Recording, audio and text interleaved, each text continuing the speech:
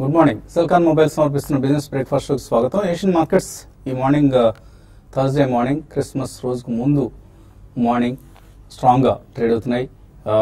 Last night American markets కూడా స్ట్రాంగ్గా close అయ్యాయి. S&P 500 ఇండెక్స్ మొన్నటి వరకు 2015 సంబంధించిన నష్టాల్లో ఉన్న ఇండెక్స్ కాస్త ఇప్పుడు పాజిటివ్గా మారింది.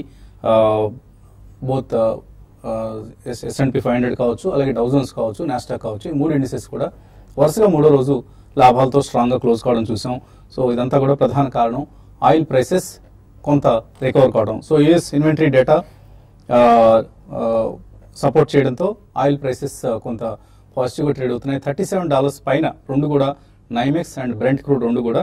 In fact for the first time NYMEX కంటే బ్రెంట్ క్రూడ్ ప్రైస్ తక్కువైంది. సో మనం సాధారణంగా బ్రెంట్ క్రూడ్ ప్రైసెస్ ఎక్కువగా ఉండడం, నైమెక్స్ తక్కువ ఉండడం చూస్తూ ఉంటాం. అయితే ఇప్పుడు నైమెక్స్ క్రూడ్ ప్రైసెస్ కూడా గ్లోబలీ కాంపిటేటివ్ చేయాలని అక్కడ ఎక్స్చేంజెస్ నిర్ణయించడంతో నైమెక్స్ క్రూడ్ ప్రైసెస్లో చాలా స్ట్రాంగ్ రికవరీ కనిపిస్తుంది. ఇన్ఫ్యాక్ట్ ఒక దశలో $32 లెవెల్ను టచ్ చేసిన బ్యారెల్ నైమెక్స్ క్రూడ్ ధర ఇప్పుడు 37, అంటే ఆల్మోస్ట్ 15% రికవర్ అయింది లాస్ట్ రీసెంట్ లోస్ నుంచి. అలాగే ఇతర కమోడిటీస్ కాపర్, అల్యూమినియం ప్రైసెస్లో కూడా స్ట్రెంగ్త్ కనిపిస్తుంది. 10 వీక్స్ హై దగ్గర ఉన్నాయి. Most of the metal counters అన్ని కూడా, మెటల్ కమోడిటీ ప్రైసెస్ అన్ని కూడా 6 వీక్స్ హై దగ్గర కనిపిస్తున్నాయి. సో దీంతో కొంత ఈక్విటీ మార్కెట్స్లో కూడా ఒక పాజిటివ్ ధోరణి నెలకొంది. గ్లోబల్గా ఈక్విటీస్లో ఒక ర్యాలీ కనిపిస్తుంది. Chinese communist party fiscal stimulus ప్రవేశపెట్టే విధానం గురించి నిన్న చర్చించుకోవడం కూడా కొంత మార్కెట్స్కు, ఏదైతే చైనా అంటే మనకు లార్జెస్ట్ కమాడిటీ కన్స్యూమర్గా మనందరికీ తెలుసు. సో ఇది కమాడిటీ ప్రైసెస్కు ఊతమిస్తున్న అంశం. సో యూఎస్ జీడిపి డేటా కూడా అంచనాల కంటే మెరుగ్గా వచ్చింది. ఓవరాల్గా అన్ని కొంత పాజిటివ్ ధోరణి కనిపిస్తుంది. సో క్రిస్మస్ సంబరాలు, శాంటాక్లాజ్ ర్యాలీ గ్లోబల్ ఈక్విటీ మార్కెట్స్లో కనిపిస్తుంది. మన మార్కెట్స్లో కూడా నిన్న చూసాం మనం. Metal prices, metal stocks in fact lead చేసే ర్యాలీని. వేదాంత కావచ్చు, హిందాల్కో కావచ్చు, టాటా స్టీల్, ఇటువంటి కౌంటర్స్లో ఎక్కడ ప్రాఫిట్ బుకింగ్ రాలేదు. వరుసగా 4వ 5వ సెషన్ ఈ కౌంటర్స్ అన్ని కూడా స్ట్రాంగ్గా ఉంటాం. సో లోవర్ లెవెల్స్లో ఈ కౌంటర్స్ను ఇన్వెస్టర్స్ కొనడం చూసాం. సో టాటా స్టీల్ ఇన్ఫ్యాక్ట్ ఈ మంత్లో 15% లోయెస్ట్ ప్రైస్ నుంచి రికవర్ కావడం కూడా చూసాం. సో కొంత మెటల్ స్టాక్స్ ఇక్కడ నుంచి పుంజుకునే అవకాశం కనిపిస్తుంది, బలం పుంజుకునే అవకాశం. అండ్ ముఖ్యంగా ఇండియన్ మార్కెట్ సంబంధించి FII కొనుగోళ్లు క్రమేపీ మెరుగవుతున్నాయి. సో December 17th ముందు భారీగా అమ్మకాలు జరిపిన FIIs అందరూ కూడా ఇప్పుడు మళ్ళీ ఫెడ్ నిర్ణయం, వడ్డీ రేట్ల పెంపు నిర్ణయం వెలువడిన తర్వాత గడిచిన 5 సెషన్స్ చూస్తే 17th రోజు మనకు ఫెడ్ నిర్ణయం వచ్చిన సంగతి అందరికీ తెలిసిందే. సో ఇవాళ 24th. సో ఈ మధ్య జరిగిన 5 ట్రేడింగ్ సెషన్స్లోనూ 4 సెషన్స్లో FIIs బయింగ్ చేశారు. కొద్దిగా 60 కోట్లు 70 కోట్ల వాల్యూమ్ కాస్త ఇప్పుడు నిన్న మనం చూస్తే ఆల్మోస్ట్ 350 crores పైగా స్టాక్స్ క్యాష్ మార్కెట్స్లో FIIs కొంటాం. అలాగే డొమెస్టిక్ ఇన్స్టిట్యూషనల్ ఇన్వెస్టర్స్ కూడా నిన్న 650 crores నెట్గా ఇద్దరు కలిపి 1000 crores పైగా బయింగ్ చేయడం చూసాం. సో లాస్ట్ December 17th నుంచి ఫెడ్ నిర్ణయం వెలువడిన దగ్గర నుంచి FIIs బిహేవియర్లో చెప్పుకోదగిన మార్పు కనిపిస్తోంది. FIIs మళ్ళీ ఇండియాకి ఎలొకేషన్స్ పెంచుతున్నట్లుగా మనకు కొద్దిగా అర్థమవుతోంది. సో వర్స్ట్ అయిపోయింది, FII పరంగా వర్స్ట్ అయిపోయిందని అనుకోవచ్చు. మేబీ ఇక్కడ నుంచి మార్కెట్స్ ఏ డైరెక్షన్ తీసుకుంటాయనేది కొంత మనకు ఎక్కువ మంది ఇప్పుడు అభిప్రాయపడుతోంది. ఒకవేళ ఫస్ట్ హాఫ్ కొద్దిగా వీక్గా ఉన్నా కూడా 2016కి సంబంధించి 2016 సెకండ్ హాఫ్ నుంచి మార్కెట్స్లో ఒక స్ట్రాంగ్ బుల్లిష్ సెంటిమెంట్ మళ్ళీ మెరుగవుతుంది అన్న అంచనాలు ఎక్కువగా మనకు వెలువడుతున్నాయి ఇప్పుడు. సో ఓవరాల్గా క్రిస్మస్కి ముందు లాస్ట్ ఇయర్ మనం చూస్తే 2014లో నిఫ్టీ 2.5% నష్టపోయింది. ఈసారి మేబీ ఒక 3 to 4% పెరిగే అవకాశం కనిపిస్తోంది శాంటాక్లాజ్ ర్యాలీ రూపంలో. ఇక నిన్న డెబ్యూ చేసిన 2 ఇష్యూస్ కూడా డాక్టర్ లాల్ ప్యాథ్లాబ్స్ అలాగే ఆల్కెమ్ ల్యాబొరేటరీస్ రెండు కూడా ఒక స్ట్రాంగ్ లిస్టింగ్ రావడం చూసాం. కొంత నిన్న మార్కెట్ సెంటిమెంట్కు దోహదం చేసిన అంశాలు ఇది కూడా ఒకటి. గ్లోబల్ ర్యాలీతో పాటు మన మార్కెట్స్లో కూడా కొంత పాజిటివ్ ట్రెండ్, ఈ 2 ఇష్యూస్ ఒక ఊపు తీసుకొచ్చే మార్కెట్స్ అని చెప్పుకోవచ్చు. దీని ఫలితంగా ఓవరాల్గా ఫార్మా సెక్టర్లో మనం లాభాలు చూసాం. సన్ ఫార్మా లాంటి కౌంటర్స్లో కూడా డెలివరీ బేస్డ్ బయింగ్ చూసాం. అలాగే బ్యాంకింగ్ స్టాక్స్లో కొద్దిగా ఈ లెవెల్స్ దగ్గర బయింగ్ వస్తుంది. ICICI బ్యాంక్ కౌంటర్లో మనం డెలివరీ బేస్డ్ బయింగ్ చూసాం.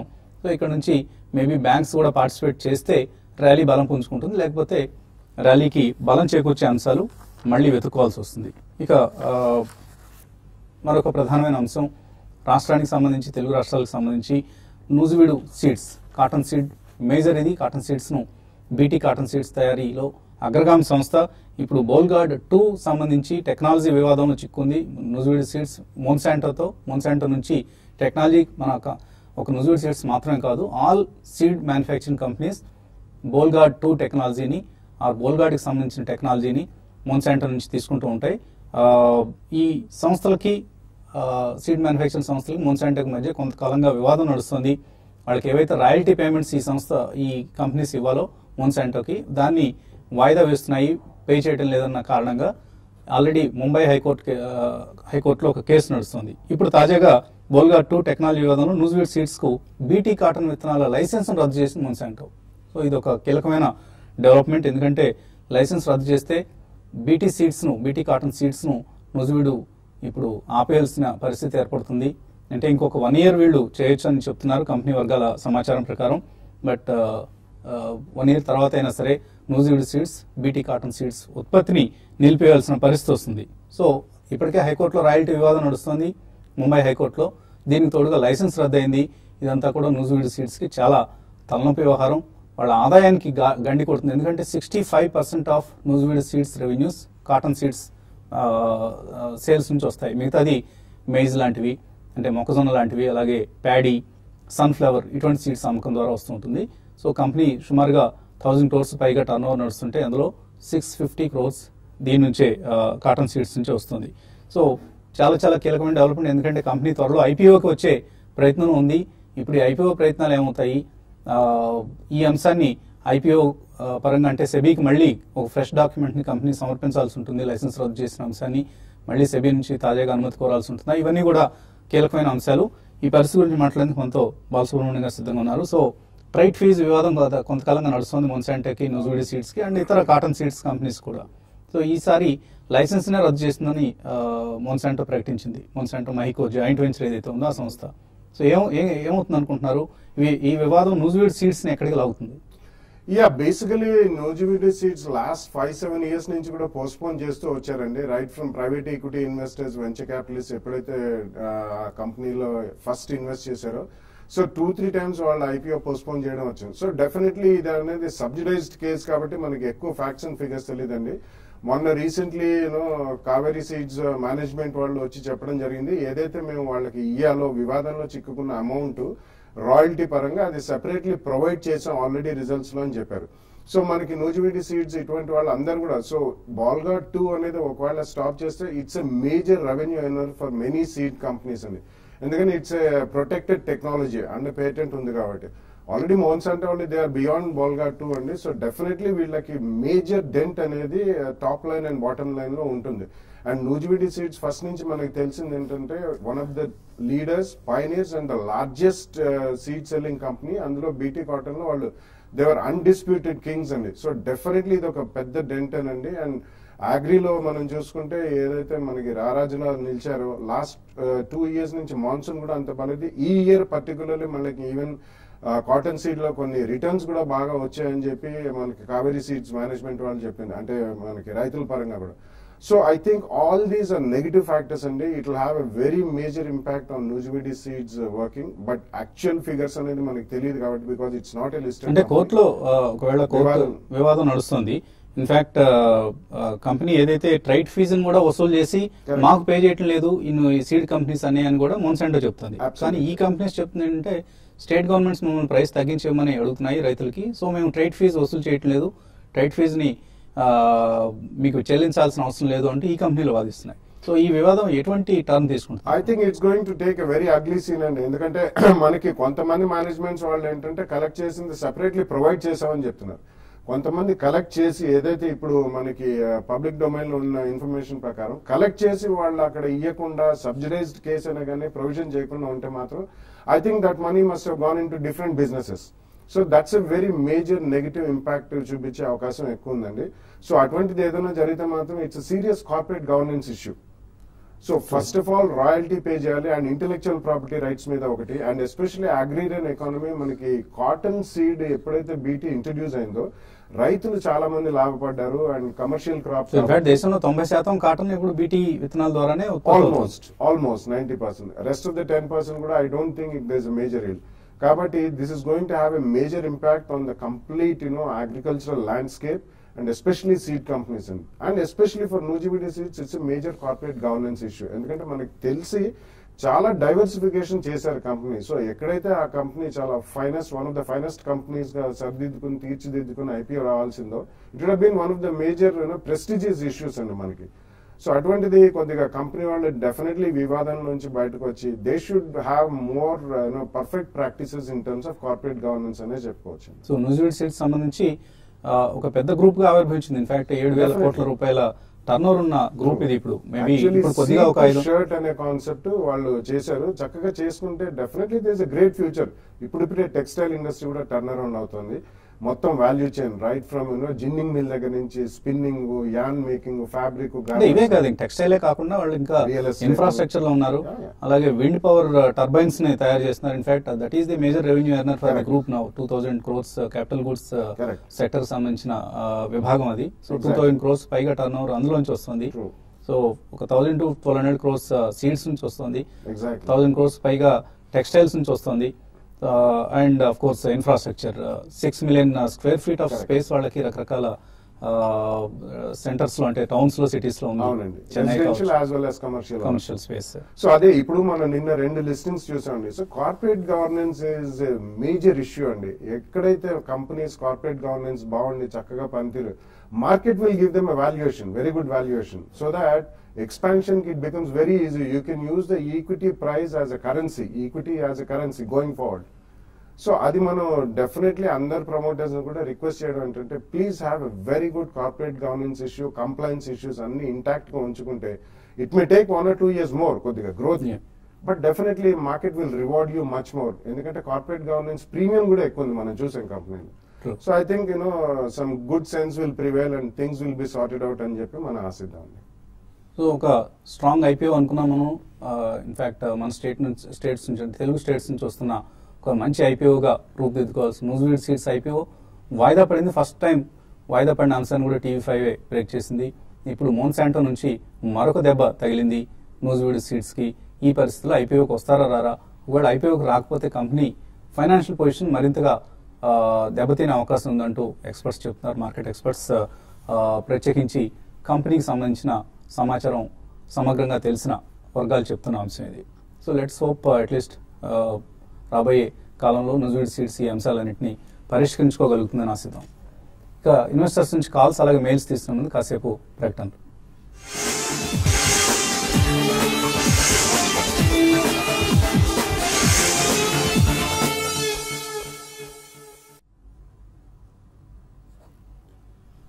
సిలికాన్ మొబైల్ సమర్పిస్తున్న బిజినెస్ బ్రేక్ఫాస్ట్ తిరిగి స్వాగతం. ఎస్ఎక్స్ నిఫ్టీ ట్రెండ్ బట్టి చూస్తే ఒక పాజిటివ్ ఓపెనింగ్ కోసం మార్కెట్స్ మనకు సిద్ధమవుతున్న అంశం స్పష్టమవుతోంది. కాలర్స్ లైన్ ఉన్నారు. మొదటి కాలర్ కర్నూలు నుంచి Chaitanya. Hello. Good morning sir. Morning అండి, అడగండి సార్. ఆల్ఫా జియో సార్, అది 4 months లో ఇప్పుడున్న దానికన్నా డబుల్ అవుతుంది అంటున్నారు. ఒకటి గ్రానౌల్ ఇండియా సార్, దాని గురించి ఏదో అబ్జర్వేషన్ జరిగినాయని చెప్పినారు. అది గురించి ఇన్ఫర్మేషన్ ఇవ్వండి. ఆల్ఫా జియో 4 నెలల్లో డబుల్ అవుతుందని ఎవరు చెప్పారట? Well, we cannot go by such rumors అండి. Absolutely no. Alpha Geo basically వీళ్ళు seismic surveys అవన్నీ చేస్తారండి, especially for hydrocarbon industry. So ఎవరో చెప్పారు 4 months లో డబుల్ అవుతున్నాయని. Please do not listen to all rumours. Recently చాలా స్ట్రాంగ్ గా మనకి ప్రైస్ యాక్షన్ కనిపించిందండి ఆల్ఫా జియోలో, బాగా పెరిగిన స్టాక్. సో బేస్ బిజినెస్ మీద మీకు ఏదైనా కన్సిస్టెన్సీ ఆఫ్ బిజినెస్ ఉంటే you should go by it, but don't go by rumours. It's precaution అనేది చెప్పుకోవాలండి. సో 534 రూపాయల దగ్గర కనిపిస్తుంది మనకు ఆల్ఫా జియో. లాస్ట్ 1 year లో మీరు అన్నట్లుగా 1 year కూడా కాదు, ఇన్ఫాక్ట్ లెస్ దాన్ 1 year బాగా పెరిగిన స్టాక్ ఇది. డబుల్ అవుతాయి ఇటువంటి అంశాల కంటే కూడా మీరు రిజల్ట్స్ ఎలా ఉన్నాయి, ఏమైనా మెటీరియల్ డెవలప్మెంట్స్ జరుగుతున్నాయి, ఈ అంశాల మీద ఎక్కువ దృష్టి సారించండి. ప్రైస్ అనేది మార్కెట్ డిసైడ్ చేస్తుంది, మన చేతిలో ఉండదు, ఎవరి చేతిలోనూ ఉండదు. ఎవరైనా చెప్తే అలాగా వాళ్ళ చేతిలో ఉంది వీళ్ళ చేతిలో ఉందని దయచేసి నమ్మకండి. తర్వాత కాలర్ లైన్ లో ఉన్నారు. హలో. హలో, నమస్తే సార్. నమస్తే, అడగండి. మోహన్. రిలయన్స్ గురించి చెప్పండి, ఈ రేట్లు అమ్ముకోవచ్చు అండి. రిలయన్స్ ఎప్పటి నుంచి హోల్డ్ చేస్తున్నారు మీరు? ఏ ప్రైస్ లో కొన్నారు? ఇది 850 రూపాయలు కొన్నామండి. 850లో కొన్నారు. ప్రాఫిట్ బుక్ చేసుకోవచ్చా? అంటే రిలయన్స్ ఇండస్ట్రీస్ లాస్ట్ కొన్ని రోజులుగా చూసామండి ఒక అప్ ట్రెండ్ అనేది ఉంది, చాలా స్ట్రాంగ్ అప్ ట్రెండ్ ఉంది.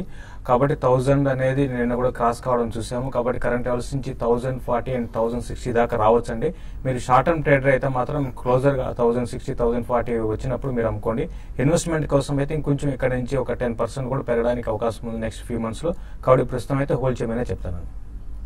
తర్వాత కాలర్ రమేష్ హైదరాబాద్ నుంచి. హలో హలో, అడగండి రమేష్. నమస్తే సార్. నమస్తే అండి, అడగండి. అది ఏఐఏ ఇంజనీరింగ్ 1040 దగ్గర కొన్నాను షేర్స్. సో కంటిన్యూస్ గా అది 52 వీక్ లో వస్తుంది. అది లాంగ్ టర్మ్ ఉంచుకోవచ్చా లేదంటే తీసేయాలని? లేదండి, ఏఐఏ ఇంజనీరింగ్. అవునండి. కంటిన్యూస్ తగ్గుతోంది, బట్ ఫండమెంటలీ మంచి కంపెనీ అనేది ఏఐఏ ఇంజనీరింగ్. కొద్దిగా ఇప్పుడిప్పుడే ఇక్కడ నుంచి ఇన్ఫ్రాస్ట్రక్చర్ రంగంలో మార్పులు చోటు చేసుకుంటున్నాయి కాబట్టి రాబోయే రోజుల్లో బెటర్ డేస్ ఉంటాయని అనుకోవచ్చా? ఇండియాస్ మోనోపోలీ కంపెనీ అని చెప్పుకోవాలండి. యాక్చువల్లీ ఈవెన్ ప్రపంచవ్యాప్తంగా చూసుకుని ఇట్స్ డ్యూపోలీ అనేది. Only 2 large manufacturers. వీళ్ళు గ్రైండింగ్ మిల్క్ సంబంధించిన బాల్స్ అండ్ ఎక్విప్మెంట్స్ అన్ని చేస్తారు. ఫండమెంటలీ చాలా స్ట్రాంగ్ కంపెనీ అండి. ఇప్పుడే వసంత్ గారు కూడా మెన్షన్ చేసినట్టు. సో తగ్గుతుంది డెఫినెట్లీ, ఎందుకంటే లాస్ట్ 2 years పర్ఫార్మెన్స్ తీసుకుంటే స్ట్రాంగ్ గా పెరిగిన స్టాక్ కాబట్టి. సో మధ్య మధ్యలో ఇటువంటి హికప్స్ వస్తుంటాయి. Overall it's very good share, మంచి మేనేజ్మెంట్, ఆల్మోస్ట్ మోనోపోలీ సిచ్యువేషన్ ఉన్నారు, మీరు హోల్డ్ చేయండి. తర్వాత కాలర్ శ్రీనివాస్ కరీంనగర్ నుంచి. హలో. హలో సార్, నమస్కారం అండి. నమస్తే అండి, అడగండి. సార్ ఎస్ఎంఎస్ ఫార్మా ఇప్పుడు వర్క్ అవుతుంది సార్? ఎస్ఎంఎస్ ఫార్మా ఏంటి, షార్ట్ టర్మ్ కోసం అడుగుతున్నారా? 1 year వ్యూ సార్.